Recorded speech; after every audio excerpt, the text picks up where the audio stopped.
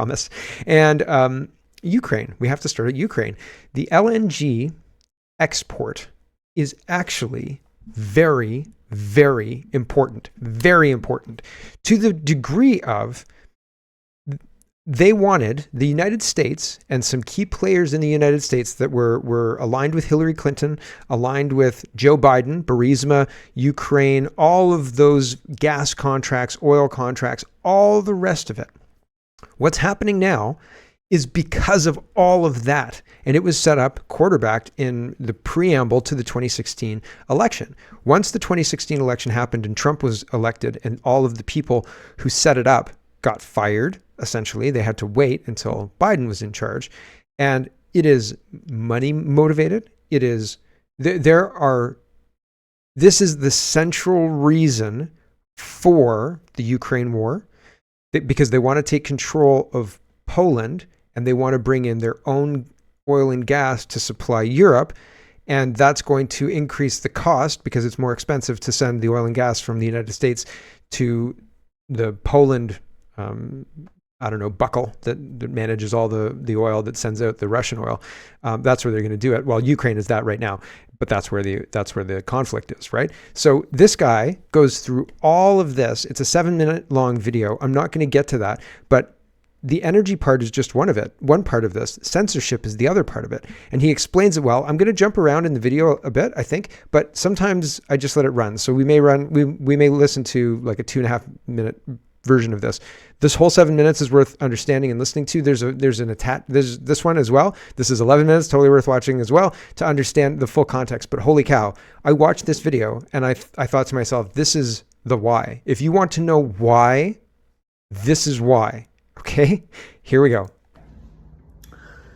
In 2016, when Trump won the election on November 8th, 2016, all these State Department people thought they were all going to get promotions when Hillary Clinton won the election to join basically the National Security Council in the White House. They all thought they were going to get promoted because Hillary was going to win.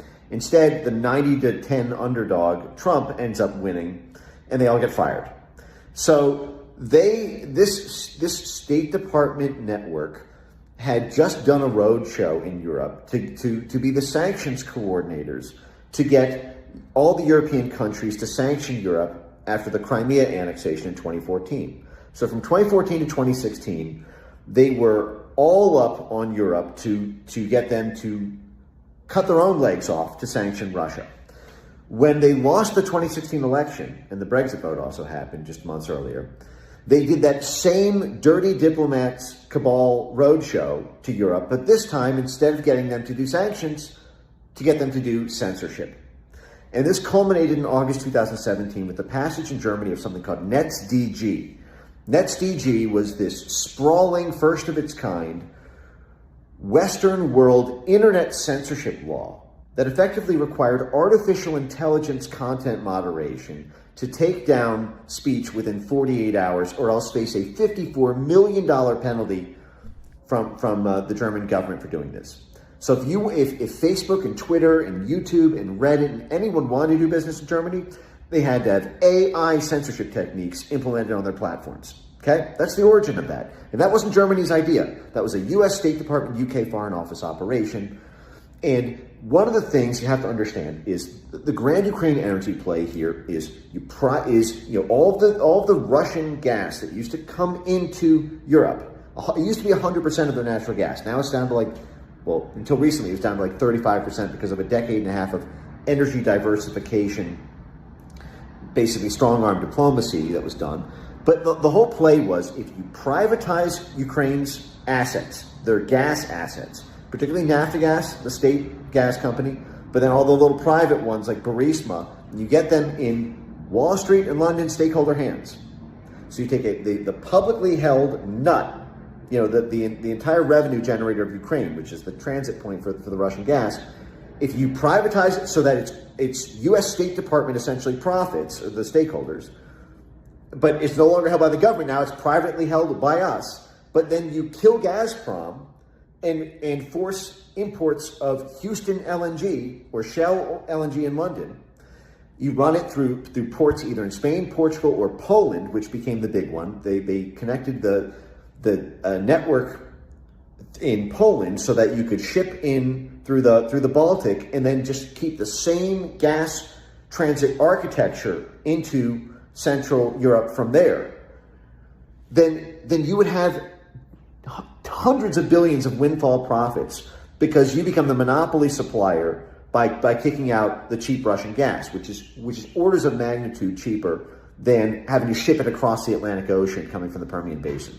The problem is AfD, this German populist party, is a workers' party. It's a workers' movement. It's a lower and lower middle class movement of people who, one of their planks, just like with the MAGA movement in the U.S. and just like with Marine Le Pen's in France and the whole litany, is that the energy prices were insane. The cost of living was too high. Russia was offering cheap gas. So we've got these Nord Stream pipeline, the second Nord Stream pipeline coming online. They wanted this cheap energy from Russia, and that fucked over the entire State Department grand Ukraine energy play and all what the stakeholders had been banking on for a decade before that, especially in 2014, 2015. BlackRock made a huge move into LNG. Hunter Biden was personally nut riding the entire industry ecosystem.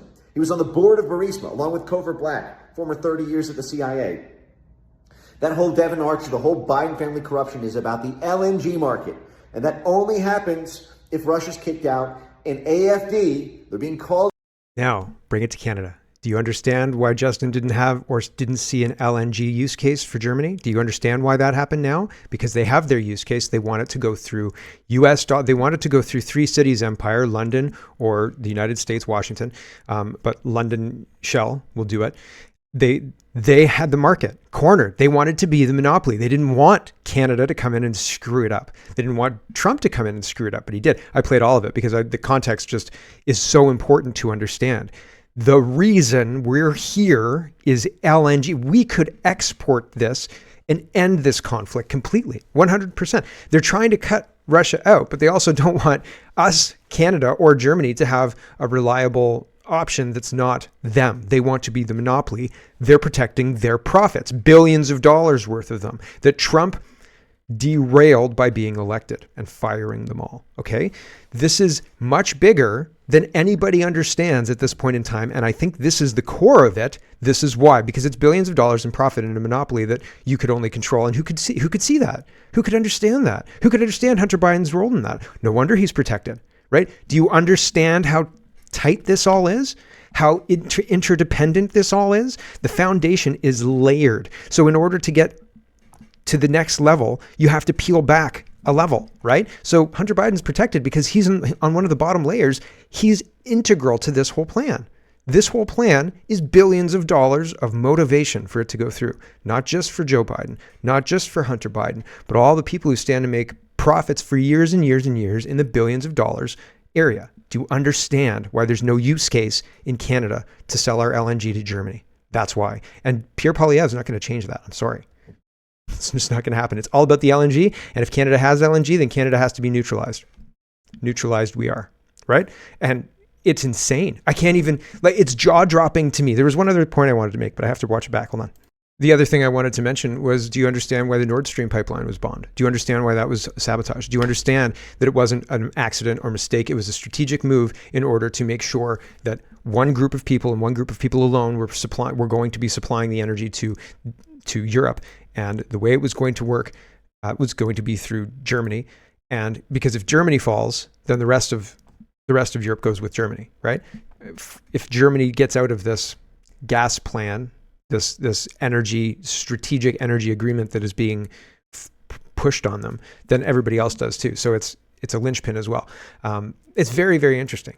The whole thing is politically, it's a very interesting time because there's a lot of malfeasance going on, and it seems very, very clear and out in the open, but people aren't talking about it because the press is captured. So how do you deal with this, right? And soon in Canada, wow, podcast isn't the thing. This is a political science class. Welcome everyone. And I will be potentially changing the website to be more education based. But regardless of all of that, it doesn't matter what the medium is. If it's audio only or something to that effect, I'll figure out a way to get this out. My servers already aren't in Canada, so that's one aspect of protection that I've got, layers of protection. But get a VPN is another thing too. Maybe I won't publish in Canada and you'll have to have a VPN in order to get me. But regardless of all of that, the why is becoming more self-evident, and I don't know that anybody can stop what's coming. Megatron says, breaking, Ukraine begins with the mobilization of women. In the rest of Ukraine, the law and military registrations of all women conscripts came into force. The obligation applies to all Ukrainian women between the ages of 18 and 60. In most cases, conscripts turn out to be doctors with qualifications such as doctors, dentists, obstetricians, nurses, pharmacists, and pharmacists. The men are exhausted, so by the time the heroes from Britain arrive, women will die for Zelensky. This clearly shows that Ukraine still has a few months of oxygen to breathe. As several experts announced, after the new year, the Nazi regime will face a shortage of soldiers and a major Russian offensive is expected to begin. That is why the UK began to publicly push the idea of sending troops to Ukraine. NATO and the USA have very little time left to decide defeat or Third World War. They can't. The citizens won't go. They don't have the fodder. Could you imagine getting a letter in the mail that says you're going to Ukraine? Nope. Afraid not. Oh, you're going to put me in jail? Oh no. Okay. Sounds good. I'll see you when the Ukraine war is over. But it's one of those things where no, like you're not going to get a lot of people going on that journey. And the fact, if Ukraine is conscripting women, what are they going to do with the country after all the women are dead? Because you can't make a new country. I mean, the best trans surgery I've seen isn't transplanting wombs into men. And if they are, good luck getting out, kid. Right? You could have a C-section. Fair enough. But that was a terrible, terrible Arnold Schwarzenegger movie, by the way. I watched it on a plane and I stopped watching, and this is before you had phones. I'd rather do a word search than watch that garbage. Anyway, Dan McTeague is responding to Scott. Scott says, don't be foolish. Plans start tomorrow. The McGuinty Wynne regime hammered consumers, business, and non-profits in Ontario, needlessly rushing the process and enriching the Liberal insiders. He's talking about the green energy plan in Ontario that skyrocketed energy prices, and these guys are having a conversation just talking about energy and how Ontario is very, very bad at bringing in new energy programs, and now that failure is being done on a national level for Canada. And the impact of that is, Dan McTeague points out, he says the province, Ontario, now pays $6.5 billion a year in debt to cover hydro customers from the full effects of the rushed Green Energy Act. So that microcosm is going to the entire country because of bad leadership and bad advice about the green energy plans. And energy is control, right? Energy is very much power, and what's going on is the power is being consolidated into a couple of monopolies controlled by even a fewer amount of people, multiple companies controlled by a small group of people. And those people are Hunter Biden and Joe Biden. The big guy, don't forget 10% for the big guy. And Jim Ferguson, he's a UK guy, and I think he's independent too. He's sharing the same story I was sharing yesterday. Ukraine surrendering. The end approaches. Special radio frequency being used so that Ukrainian soldiers can safely surrender to Russian forces. Prepare for Zelensky to run before capture. Thousands of Ukrainian soldiers are opting to surrender to the Russian army. These surrenders were seen even though a newly established Russian radio frequency. These surrenders were seen even through, I don't know what that means. Clayton Morris, an American journalist, expressed his astonishment and said, this is a story that the Western media does not want you to see. So it's interesting. Oh, and there's more context here. It says, this is false. There's no news source currently that highlights a mass number of Ukrainian soldiers surrendering. Oh, the image posted along with the tweet was released by the Russian military defense in April 2022. Reverse image links it back to articles from this time period. Okay, so on one side, I thought I was confirming the story I was telling you, but now the community note is saying, nope, that's not happening. So up to you. Do you believe the community note or do you believe the UK presenter? Here is Elon Musk, and he's talking about Canadian censorship. He says he's responding to Glenn Greenwald. Glenn Greenwald says the Canadian government, armed with one of the world's most repressive online censorship schemes, announced that all online streaming services that offer podcasts must formally register with the government to permit regulatory controls.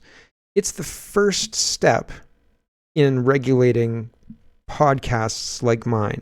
But podcasts themselves don't have to register. And somebody said, oh, Mark, you're going to be on a list. And I was like, I'm pre-registered, buddy. I'm on that list already.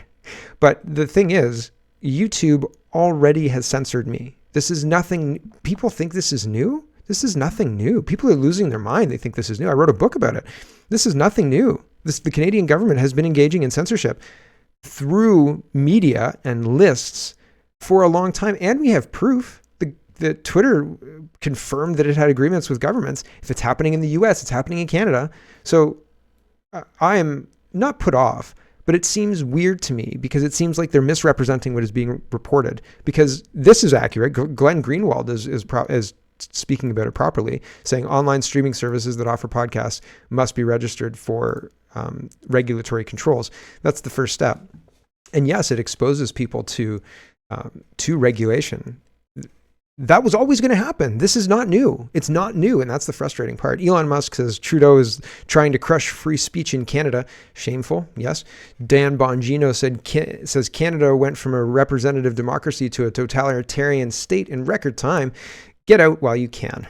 To where, Dan? To where? To the United States? That sounds like not a solution. Rupa is responding to the National Post. So the National Post says social media streaming services must register with the CRTC by November. And Rupa says in less than a week, Canada's Parliament honored a Nazi war hero and is now asking internet companies to register with the government so they can be subject to regulation. Welcome to the dystopia known as Trudeau's Canada. What horrors await us this coming week? One can only speculate. And she continues, Justin Trudeau and the Liberals are now in scorched earth territory, trying to make it impossible for his successor to right the ship and undo countless pieces of damaging legislation and regulation, not to mention Canada's highly diminished stature in the world. Let's not forget Jagmeet Singh, whose support keeps Justin in power, and he and the NDP bear equal responsibility for Canada's current deplorable state.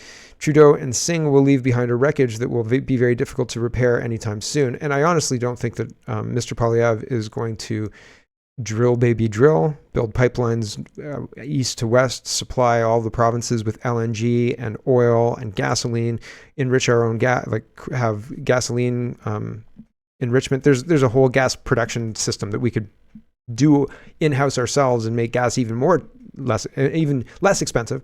But I don't think that's going to happen. And not necessarily because Poilievre doesn't want to do it, but the party doesn't. The party has agreements with people like the dairy lobby that nobody seems in a hurry to change or rectify or influence. Who knows? Melissa Lantsman, the deputy leader of the CPC, says the Liberals told Canadians that C11 was about making big streamers pay their fair share. Really? They told us social media won't be regulated. The government is now forming a podcast registry. I'm not joking. So yeah, very interesting stuff. Gun registry, no. Podcast registry, yes please, right? Ryan says, a must-watch video from 2021 discussing Bill C-10. Stephen Galbillo refuses to answer the question multiple times why a clause stating the CRTC will not touch user-generated content was removed from the bill, and will it affect content creators? It took over 4 minutes for him to say, no, it won't, and he lied. The very beginning here, he's asked about it, and he tries to make the conversation about people who want to regulate the internet.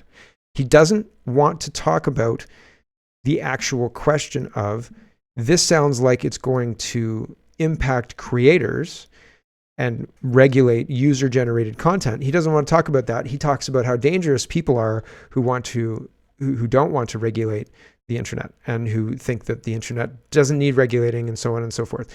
So the argument is right off the hop, the question is ignored and then misrepresented because Liberals don't answer questions they don't like. Here's that exchange from more than a year ago. It was 2021 when this was going on. I'm surprised Galbo's not masked. Here we go. So what is the concern about user-generated content? There was a clause saying that would not be touched. That clause was removed. The groundswell of concern is about something called user-generated content, people posting things. If I post something that's described as a program, if I post it, you're saying there's never going to be any scrutiny, anything that will affect that? No, I think the concern is that there are people who believe that there should be no laws when it comes to the internet. We should not regulate Facebook or YouTube or Google, whether it's on to ensure that they pay their fair share on cultural content, or that when it comes to hate speech and incitement to violence and terrorism, we see what happens if there's no control in the U.S. on Capitol Hill on January 6th, so those I see those I recognize that this is a position that people have. I disagree with it. I think that there needs to be regulation for these web giants, just like we have regulations Right. for We're not every right. other kinds of, okay, but we're not, industry. Yeah. Oh, no, that's granted. And we all agree, we're agreeing on the basic principles. But why? No, I don't think so. No, I mean, a lot of people okay, but who no, are I'm criticizing in this terms of my bill question, are, though. In terms of my question, though, you've clarified saying you're going to make it, your changes are going to make it crystal clear that No, it's already there in the bill. commercial content would be the only thing regulated, and yet we have this concern about self-generated content. So you're saying that all of these concerns that have been expressed by experts are unfounded? Well, they've been those experts that have spoken are those type of people that believe that there should be no there's been a number of What a slippery, slidey snake, right? My goodness. And the whole time he's sitting there trying to not actually engage or answer the question, dodging around it. And he maligns people from January 6th. Those January 6th people were legitimate protesters who had a legitimate question about a duly elected president in an obviously stolen election. Holy effing crap. And having the Canadian government misrepresent what happened. And we know what happened. We know what happened. It's not a mystery. And even in 2021, I knew what happened. I watched that day on the live stream and thought, pretty benign. Glad I didn't make the trip. But it's one of those things where they're lying about it. And they're expecting you to bend your reality to their will, to the reality they want you to imagine to be true. Here's Corey Morgan. He's responding to the censorship laws, and he says, want to know the best way to protect Canadian content? Leave it the F alone. Simple as that. And Johnny says, nobody is compelled or forced to watch anyone else's podcast. Just think about that for a minute. You're not forced to. It's a completely of your own free will choice and free will to watch or not watch. That's what they want to take away from you. Take away our voices. What's left? Right. And it's very, very interesting because it's not like I make a podcast that everybody has to. Oh, Mark put out his new podcast. Did you watch it? I know, it's compelled podcast with Mark time, right? Can you imagine? Right. And if that were the case, if you had to watch Young and the Restless every day, I'm sure maybe people would be like, listen, I'm done with this whole thing. I can't watch it. I can't watch another episode. Right. Or I'm just going to disassociate. I'm going to sit here and I'm going to look at the TV, but I'm not going to take in anything. They may as well be speaking Yiddish. Right. Or something to that effect. And you would not be upset if they took away that content. No more forced content time. You're welcome, right? The Kim Jong-un government says. But if they want to take away stuff that might harm you, and then they take away your chocolate cereal, right? Or your violent show that you like, or your violent video game that you like, or the video game that you're driving a car too fast, right? Faster than is legal. So that video game's banned. That might give you an idea that you can drive a car fast.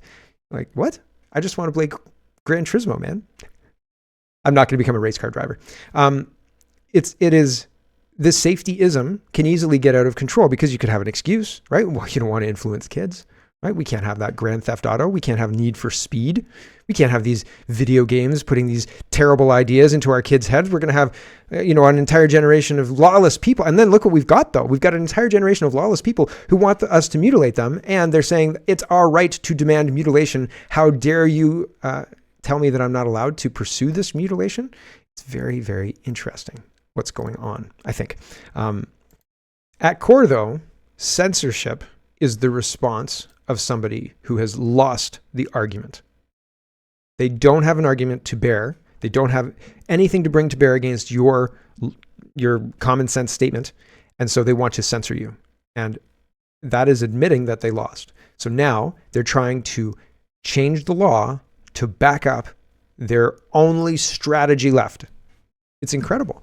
Rob Primo is sharing this. This is a 15-minute documentary on a satirist who was going after the Niagara, I think it's Niagara Falls City Council, and he's great. He's really, really well spoken, and he's got he used to run the WTF Niagara account, but he's got his personal account active again because Elon Musk freed him. But I'll just play the first minute. I know I say that, and then I play like 15 minutes, right? 15 minutes later. Here we go. In terms of extreme and how it maybe affected me was on Instagram. I saw a cartoon. You know, like whether it's videos or cartoons. And it's kind of this 4-frame cartoon. Following last Wednesday's meeting, cartoons were reposted with attempts to justify them. And so first off, just seeing a cartoon and someone kind of drawing a cartoon of me was kind of a little bit striking. I was not expecting that. Cartoons about me that are sexually suggestive or that reduce me to female genitalia. And then the sexual overtone to it was very unexpected. And it's satire. And look, I'm not the first person to do crude artwork of politicians. It's not like I came up with this in myself. Like, oh, you know what we should do is we should make fun of them with pictures. Like, yeah, people have been doing that for hundreds or thousands of years. And so I made them legends. Nobody's done that for them before. You're welcome, guys. And of course, we got Grant LaFish. He dates a regional councillor in this story, and she leaks emails to him based on a true story. So the documentary follows the creator who's creating these satirical things. And he says, it's not like I came up with that. We've been drawing satirical pictures of politicians for a really, really long time, right? And so he's bringing that to bear at his local level to push back against all of the stuff that we're seeing. And these local politicians are losing their minds. Like the comics that he puts together are pretty good. They're basic. And like they're basic, but they pack a punch, right? So here is an LGBT helmet wearing city councillor driving his scooter, and he's got a skid out mark on the Canadian flag crosswalk that says cancel, right? It's genius. It's so good. It's spot on, right? It's really good. And these people just cannot deal with it. They're like, this is hate speech. He had his whole Facebook taken down. So if you want to hear about Canadian censorship, like holy smokeronis, right? These people are using the idea of we're being harassed, we're being bullied, not realizing that their own policies are harassing and bullying regular everyday citizens. They don't get the juxtaposition that this guy's very, very accurately relaying. It's really, really good. More free speech stuff. James Lindsay is in Edmonton today. My goodness, I didn't know it was so close. I'm excited to watch this in double speed when he posts it. But David says today, Conceptual James will speak in Edmonton despite the woke mob's repeated attempts to cancel him. He will speak to a room full of parents and grandparents who want to hear the strategy of how to protect their children from communism. I'm so proud of the volunteers, Take Back Alberta, who made this all possible. I will not name names to protect them from the mob, but there have been some heroic feats of volunteering and organizational genius to make this possible. We are growing stronger and more organized by the day. I'm proud of you, Take Back Alberta. You are stepping up and making your voices heard. And James Lindsay himself weighs in on the idea to censor podcasts or have a podcast registry or a streaming service registry. Those streaming services are as dangerous as guns, and he says this looks super communist in response to the CRCT announcing today we're taking a step forward to modernize Canada's broadcasting system, modernize by making sure we can censor you. Absolutely. I don't know that the speech censorship will work. If people don't see it, if it disappears into the ether, if it's not top of mind, then people will go along with it because they won't have a way to speak out against it. But if it's really obvious that it's happening, then people will fight it. So they are going to try and do their best to make it not obvious. Hello everyone, thanks very much for watching. This is just a short version of a longer show. If you'd like to get the whole show, you can go over to CanadaPoly.com and sign up for a subscription. Just look in the drop-down tab for Shop and Donate and look for subscriptions, and you'll get immediate access to the full show. Love to see you. Thanks for watching, everybody. Have a wonderful, wonderful day.